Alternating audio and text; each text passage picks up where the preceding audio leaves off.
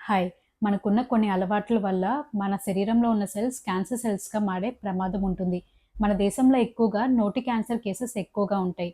Smoke చేయటం, tobacco products use చేయడం ఇలాంటి వాటి వల్ల నోటి క్యాన్సర్ అన్నది ఎక్కువగా వస్తా ఉంటుంది. నోట్లో ఉన్న గడ్డలన్నీ క్యాన్సర్ గడ్డలుగానే ఉంటాయా? ఈ నోటి క్యాన్సర్ రావడానికి గల ముఖ్య కారణాలేంటి? నోటి క్యాన్సర్‌ని ఇనిషియల్ స్టేజెస్‌లోనే ఏ విధంగా గుర్తించి ఎటువంటి జాగ్రత్తలు పాటించొచ్చు అన్నది ఈ వీడియోలో తెలుసుకోండి. ఇలాంటి మరెన్నో హెల్త్ రిలేటెడ్ ఇన్ఫర్మేషన్ కోసం ఛానల్‌ని తప్పకుండా సబ్స్క్రైబ్ చేసుకోండి. టాపిక్‌లోకి వెళ్ళిపోదాం. ఏదైనా ఒక పనిని కంటిన్యూయస్‌గా చేస్తా ఉన్నప్పుడు అక్కడ సెల్స్ అన్నీ క్యాన్సర్ సెల్స్‌గా మారే ప్రమాదం ఉంటుంది. నోటి క్యాన్సర్ రావడానికి ముఖ్య కారణం ఏంటి అంటే స్మోకింగ్. స్మోక్ చేసేటప్పుడు ఆ పొగ అంతా నోట్లో ఉన్న సెల్స్‌ని ఇరిటేట్ చేస్తా ఉంటుంది. యూజువల్‌గా నోట్లో ఉన్న చిగుళ్ళన్నీ చాలా సాఫ్ట్‌గా ఉంటాయి. ఎప్పుడైతే ఈ పొగంతా వెళ్ళి నోట్లో ఉన్న చిగుళ్ళని ఇరిటేట్ చేస్తా ఉంటుందో అప్పుడు క్యాన్సర్‌గా మారే ప్రమాదం ఉంటుంది. పాన్, గుట్కా నవలడం, వక్క, సున్నం ఇలాంటివన్నీ ఎక్కువ యూజ్ చేయటం వల్ల కూడా నోటి క్యాన్సర్ అనేది వస్తా ఉంటుంది.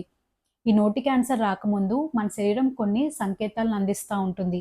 వీటిల్ని ప్రీ మాలిగ్నెంట్ లీషన్స్ అని అంటాము. ఈ ప్రీ మాలిగ్నెంట్ లీషన్స్‌ని గుర్తించి ట్రీట్మెంట్ గనక చేపించుకున్నట్లయితే ఇది క్యాన్సర్‌గా మారకుండా మనం అరికట్టుకోవచ్చు. స్మోకింగ్, పాన్, గుట్కా ఇలాంటివి ఎక్కువగా తీసుకుంటున్నప్పుడు నోట్లో సెల్స్ అన్నీ బాగా ఇరిటేట్ అవుతా ఉంటాయి.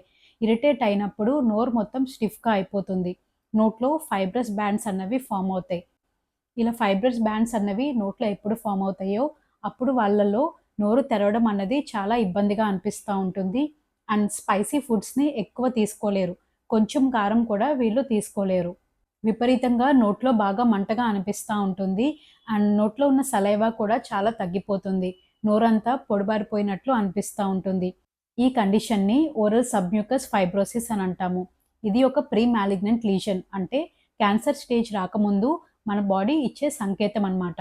ఇలాంటి లక్షణాలు గనక ఉంటే ఖచ్చితంగా మీ నియర్ బై డాక్టర్‌ని సంప్రదించండి. ఇలా నోరు స్టిఫ్‌గా అయిపోయి స్పైసీ ఫుడ్స్‌ని తినలేకపోవడం, నోరు ఓపెన్ చేయకపోవడం ఇలాంటివే కాకుండా కొన్నిసార్లు నోటి నిండా వైట్ ప్యాచెస్‌గా రావటం, రెడ్ ప్యాచెస్‌గా రావడం ఇలాంటివన్నీ కూడా క్యాన్సర్‌కి రాకముందు కొన్ని సంకేతాలనమాట. ఇలా నోరు గనక బాగా స్టిఫ్‌గా అయిపోయి నోరు ఓపెన్ చేయలేకుండా ఉండడం ఇలాంటి ప్రాబ్లమ్ గనక ఉంటే మీ డాక్టర్‌ని సంప్రదించండి. మీకు ట్రీట్మెంట్ అనేది స్టార్ట్ చేస్తారు. యూజువల్‌గా దీనికి 6 మంత్స్ కోర్స్ అనేది ఉంటుంది. ఇనీషియల్ స్టేజెస్‌లో అయితే టాబ్లెట్స్ ద్వారా దీన్ని నయం చేసుకోవచ్చు. అండ్ ఈ స్టేజెస్ అడ్వాన్స్ అవుతున్న కొద్దీ ఇంజెక్షన్స్ ద్వారా కానీ, లేదా అవసరమైతే సర్జరీ కూడా చేయాల్సుంటుంది. కొంతమందికి డౌట్ ఉంటుంది. నోట్లో ఉన్న గడ్డలన్నీ క్యాన్సర్ గడ్డలేనా అని భయపడతా ఉంటారు. నోట్లో ఉన్న గడ్డలన్నీ క్యాన్సర్ గడ్డలు ఎప్పటికీ కావు. కొన్నిసార్లు పళ్ళలో ఇన్ఫెక్షన్ ఉన్నప్పుడు కూడా చిగురంతా వాసి గడ్డలాగా ఫార్మ్ అవుతా ఉంటుంది. ఇలాంటి వాటికి రూట్ కెనాల్ ట్రీట్మెంట్ చేయించుకోవడం కానీ, లేదా పళ్ళు తీయించుకుంటే ఆ వాపన్నది తగ్గిపోతుంది. కానీ ఎక్కువ రోజులున్న గడ్డల్ని మాత్రం అస్సలు అశ్రద్ధ చేయకూడదు. ఖచ్చితంగా మీరు నియర్ బై డాక్టర్‌ని సంప్రదించండి.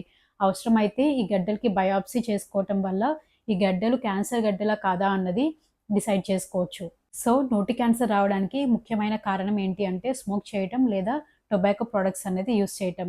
అండ్ ఇంకో ముఖ్య కారణం ఏంటి అంటే ఆల్కహాల్ యూసేజ్. ఆల్కహాల్ ఎక్కువ తీసుకునే వారిలో కూడా క్యాన్సర్ రావడానికి ఛాన్సెస్ ఎక్కువగా ఉంటాయి. మూడో కారణం ఏంటి అంటే షార్ప్ టీత్. నోట్లో కొన్నిసార్లు ఏమవుతుందంటే పళ్ళు విరిగిపోయి ఆ పళ్ళ ఎడ్జెస్ అన్నవి చాలా షార్ప్‌గా ఉంటాయి. ఈ షార్ప్‌గా ఉన్న ఎడ్జెస్ అన్నవి నోట్లో ఉన్న చిగుళ్ళకి కానీ, నాలుకకి కానీ గుచ్చుకుంటా ఉంటాయి. ఎప్పుడైతే ఇది కంటిన్యూయస్‌గా మన చిగుళ్ళని లేదా నాలుకని ఇరిటేట్ చేస్తా ఉంటుందో అక్కడ అల్సర్స్ అన్నవి ఇనీషియల్‌గా ఫార్మ్ అవుతాయి. అండ్ కొన్నాళ్ళకి ఈ అల్సర్స్ అన్నవి క్యాన్సర్ సెల్స్‌గా మారే ప్రమాదం ఉంటుంది. కాబట్టి మీకు నోట్లో ఏదన్నా షార్ప్‌గా పళ్ళు గుచ్చుకుంటున్నట్లు కానీ లేదా విరిగిపోయిన ఫిల్లింగ్స్ ఉండి అవి గుచ్చుకుంటున్నట్లు కానీ ఉంటే మీ డెంటిస్ట్‌ని సంప్రదించి ఆ షార్ప్‌గా ఉన్న వాటిల్ని స్మూత్ చేసుకోండి. నాలుగో కారణం ఏంటి అంటే సిఫిలిస్. హ్యూమన్ పాపిల్లోమా వైరస్ అనే వైరస్ ఉన్నప్పుడు కూడా నోటి క్యాన్సర్ రావడానికి ఛాన్సెస్ ఉంటాయి. ఐదో కారణం ఏంటి అంటే స్పైసీ ఫుడ్స్ ఎక్కువగా తినడం. బిర్యానీ, స్పైసెస్ ఎక్కువున్న ఫుడ్స్ తీసుకోవటం వల్ల కూడా నోట్లో ఉన్న చిగుళ్ళ మొత్తం బాగా ఇరిటేట్ అయ్యి క్యాన్సర్ రావడానికి కారణమవుతుంది. నోటి క్యాన్సర్ చాలా పెయిన్‌తో కూడిందేం కాదు. ఓన్లీ ఇనీషియల్ స్టేజెస్‌లోనే లైట్‌గా పెయిన్ అనేది అనిపిస్తా ఉంటుంది. సో, పెయిన్ అన్నది ఉండదు కాబట్టి చాలామంది అశ్రద్ధ చేస్తా ఉంటారు. అలా కాకుండా ఇందాక చెప్పినట్లుగా ప్రీ మాలిగ్నెంట్ లీషన్స్ నోరు గట్టి పడిపోవడం, నోరు తెరవలేకుండా ఉండడం, లేదా నోట్లో వైట్ ఆర్ రెడ్ ప్యాచెస్ ఇలాంటివి గనక ఉంటే, మీరు ఈ హ్యాబిట్స్ గనక ఎక్కువగా ఉంటే అస్సలు అశ్రద్ధ చేయకుండా మీ డాక్టర్‌ని సంప్రదించి కావాల్సిన ట్రీట్మెంట్ అనేది చేపించుకోండి. వీటిల్ని ఇనిషియల్ స్టేజెస్‌లోనే గుర్తించడం చాలా ఇంపార్టెంట్. ఇనిషియల్ స్టేజెస్‌లో గుర్తించి ట్రీట్మెంట్ గనక చేయించుకుంటే ఇవి మన బాడీలో వేరే పార్ట్స్‌కి స్ప్రెడ్ అవ్వకుండా మనం నివారించుకోవచ్చు. సో, నోటి క్యాన్సర్ రావడానికి ముఖ్యమైన కారణాలు ఏంటి అంటే స్మోక్ చేయటం అండ్ టొబాకో ప్రొడక్ట్స్ యూజ్ చేసుకోవడం, ఆల్కహాల్ ఎక్కువగా తీసుకుంటా ఉండడం, స్పైసీ ఫుడ్స్‌ని ఎక్కువ తింటా ఉండడం and syphilis, human papilloma virus లాంటి బారిన పడడం అండ్ నోట్లో ఏదన్నా షార్ప్ టీత్ లాంటివి ఉండడం. సో, ఇలాంటి అలవాట్లన్నిటిని తగ్గించుకుని ఏ చిన్న ప్రాబ్లమ్ ఉన్నా మీ నియర్ బై డాక్టర్‌ని సంప్రదించడం వల్ల ఈ నోటి క్యాన్సర్‌ని అరికట్టుకోవచ్చు. ఈ వీడియో గనక మీకు ఇన్ఫర్మేటివ్‌గా అనిపిస్తే లైక్ చేయండి, షేర్ చేయండి, సబ్స్క్రైబ్ చేయండి. This is doctor Rohita. Thank you.